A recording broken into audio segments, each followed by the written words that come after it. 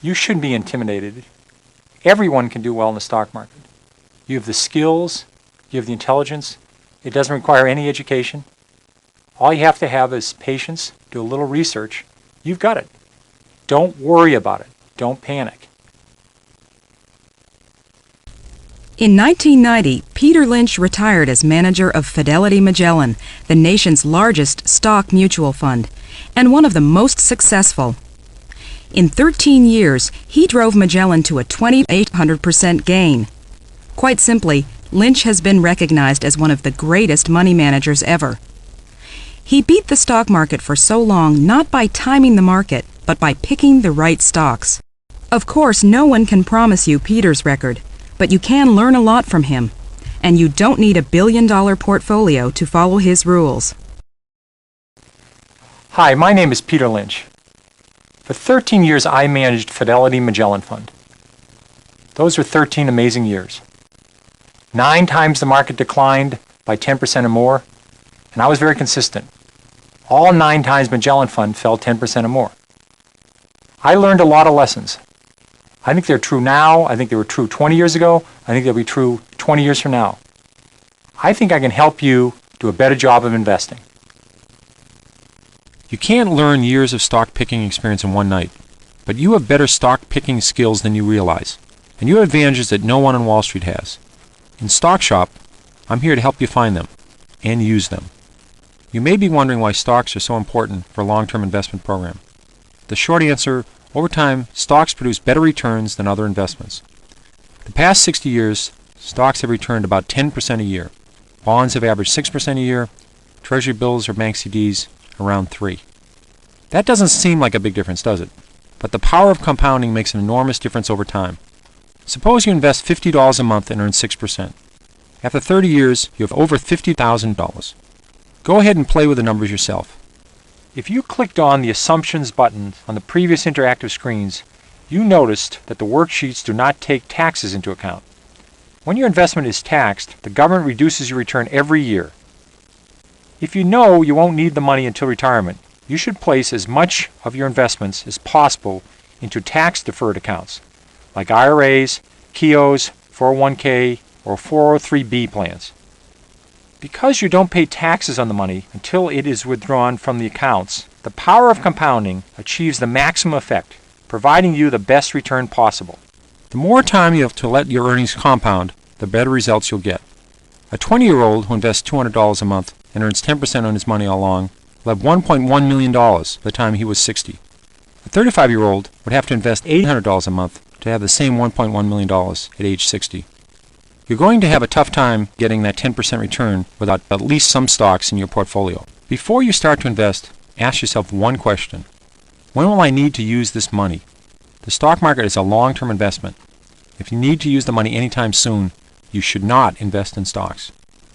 This is money you're willing to put in the market and leave it there for 5, 10, 20, 30 years. That's the kind of money you can do well with. If you're worried about it, don't invest it. The stock market is volatile. Individual stocks are volatile. The average range for a stock in a year is 50% between its high and its low. Stocks go up and down. The market goes up and down. If you're investing with a 1 or 2 year time horizon, you shouldn't be in individual stocks. You shouldn't be in equity mutual funds. If you've been lucky enough to save up lots of money to send your children to college and they're starting school in 2 years, what are you going to do if the market goes down? In the long term, 10, 15, 20 years or more, stocks have beaten bonds and banks' certificates of deposits. But in the short term, there's no telling what will happen. In 1987, the S&P 500 fell 33% from its August top to its October bottom. If you had the stomach to ride through that drop, you would have found that the S&P performance from 1987 through 1992 still outperformed Treasury bills and long-term government bonds, despite that decline. If you want to double your money quickly and safely, fold it in half and put it in your wallet. Any other way, you're simply gambling. A good stock can take 2, 3, even 5 years before it really pays off. It's not 2 or 3 weeks. It's not 2 or 3 months. My best stocks have been in my 5th, 6th, 7th year. Give your investments time to grow. Many people ask me, when is the right time to sell a stock? Selling stocks is a matter of comparing stories. If story A is better than story B, then sell B and buy more A. If you own 8 companies, you're playing 8 simultaneous games of poker. So only stay in the games that you have the best chance of success. But remember that stories rarely change overnight. It may take years for a good one to be recognized by the market. Give your good stories the time to grow. Your advantage in picking stocks is your direct experience with companies as a consumer, on your job as a professional, or as a neighbor. Use those advantages as a place to start looking for good stocks. You have several things that you possess that will make you a good investor. They're inherent to your life. It's the field you work in. It's the area where you live. There may be some local company that's terrific. You're a consumer. You see some products. You see some services that are terrific. We bought a Volvo. It was better than the American station wagons. It was safer. The price was right. I did a little bit of research. I found that Volvo, the stock, it's a Swedish company, was selling equal to its cash. You're paying almost nothing for the company. They had lots of other divisions that were doing terrific. Buying that car turned out to be a great way to begin researching the stock. Sometimes people take things for granted. My field was the mutual fund industry. In the early 1970s, the industry grew slowly, but then it took off in the 80s. Money piled in to money market funds, to equity funds. Like an idiot, I missed stocks like Dreyfus, Pioneer, T. Rowe Price, Strategic Investments, Franklin Resources. There was lots of companies that went up dramatically. These are my own field. All I had to do was buy these things. It was really dumb. Back in the 1950s, a fireman from New England noticed a factory in his town seemed to be hiring and expanding all of the time. This person didn't have a Cray computer, and he wasn't a professional investor. He was just an observant neighbor. He decided to put $2,000 per year into TAM brands, then called TAM packs. By 1972, the fireman was a millionaire, just from using his local edge. Investing is a personal thing. You have to do it by yourself. You don't do it with a committee. You have to be able to have the emotional strength to stand the volatility of the market in general and stocks in general. The key organ here is not the brain. It's the stomach. Do you have the stomach for this? Do you have the patience for it?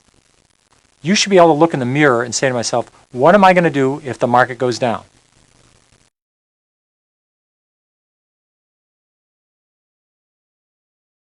If you know something that will drive a company's earnings higher, you know something that will drive a company's stock higher, sooner or later. But you can't just guess at it. You have to have some reasons, such as costs are coming down or a new product's going to be a big hit.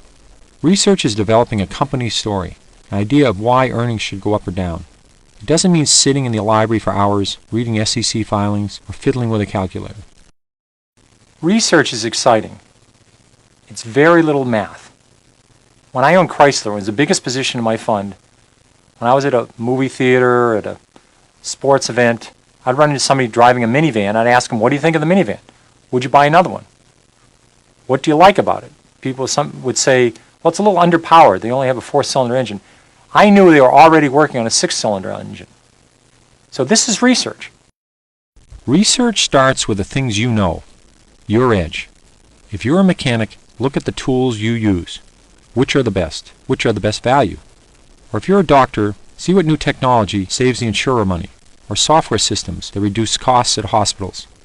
You probably already know a few companies quite thoroughly. The amateur investor probably can follow between 5 and 8 companies. They could lecture in these 5 or 8 companies. They know them very well. There's 10 to 15,000 public companies in the United States. There's lots more overseas. So you don't have to be experts on lots of companies. You just have to know a few very well. It's a lot of fun. It only takes a few hours a month. It's not a full-time job. I owned Dunkin' Donuts for 12 years. I think I might have talked to them once every year. The story didn't change a lot. You don't have to worry about low-cost imports coming from Korea when you own a donut company. You don't have to worry about the economy. You don't have to worry about somebody inventing a new computer chip. The story doesn't change that much. McDonald's earnings have gone up, I think, more than 80-fold over the last 30 years. The stock's gone up 100-fold. What made McDonald's earnings continue to grow? If they had just stuck with a cheap cheeseburger and a cheap hamburger at lunch, they probably would have run into earnings problems 10, 15 years ago. But they expanded their menu, They kept their costs low. They added breakfast. They went overseas. Every day they add 2 or 3 more restaurants. People thought there was no room for more McDonald's 5, 10, 15 years ago. They were wrong. If they had done the research, they would have said, well, there's a couple hundred countries out there. There's lots of places to grow.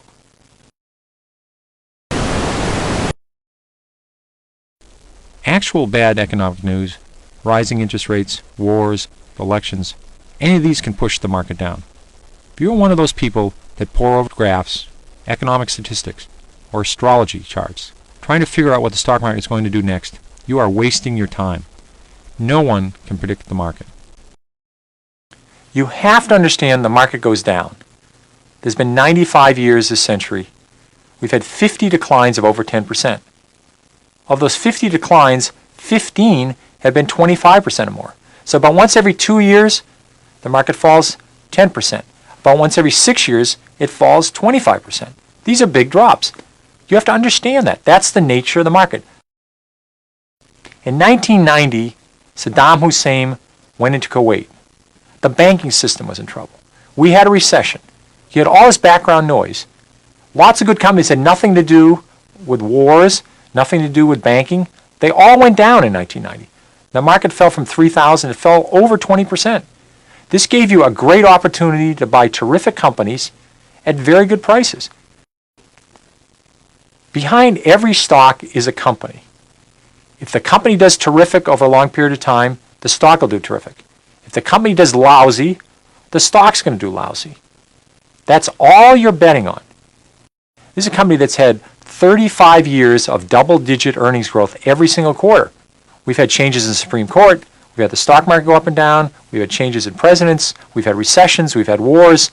All of those things had no effect on automatic data processing. So every time the market went down, it gave you a chance to buy it. You're saying, I believe strongly this company's going to do well.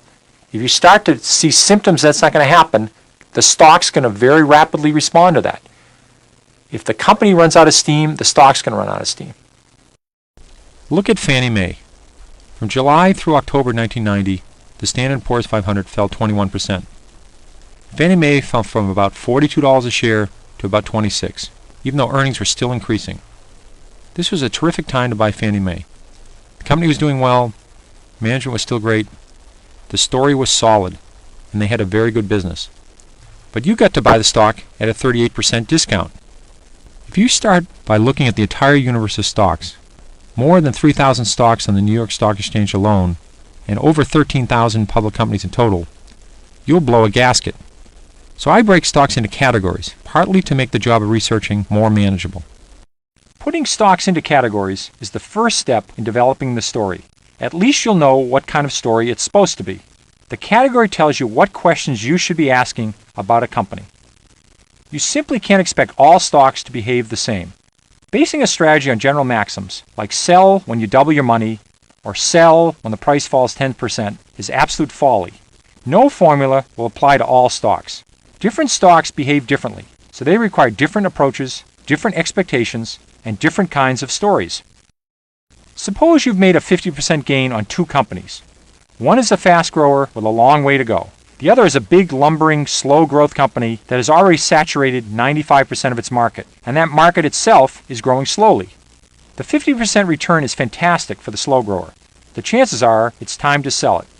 The same 50% return could be just the tip of the iceberg for the fast grower.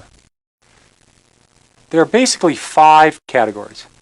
1 would be fast growers, 2 would be slow growers, 3 would be cyclicals, 4 would be asset plays, and the 5th one would be turnarounds. At the end of this presentation, you'll have an opportunity to explore each category in more detail. In the meantime, remember, categories are guidelines. They are not hard rules. Some companies may not fit neatly into a category. Others may seem to be in 2 categories at once. Almost all companies change categories at some time throughout their lifetimes. Fast growers, if successful, will always eventually slow their growth. They'll run out of places to go. Cyclicals experiencing long down cycles may become turnarounds. Once recovered, they probably will be cyclicals again. Use the categories as guides to help you build your story, but don't let them limit the questions you ask or the research you do.